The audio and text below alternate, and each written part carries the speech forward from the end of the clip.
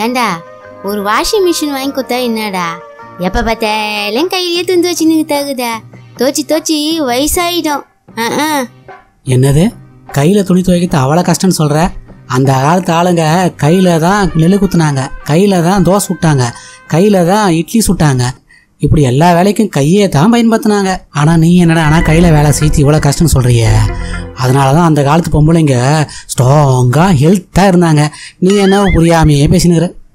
என்னடா உடம்புக்கு நல்லதா? வா, பாதி துணியை நான் துவைச்சிட்டேன், மீ துணியை வந்து நீ தோய். ஏன்னா என் உடம்புக்கு நல்லது வந்த மாதிரியே உன் உடம்புக்கு நல்லது வரும்ல.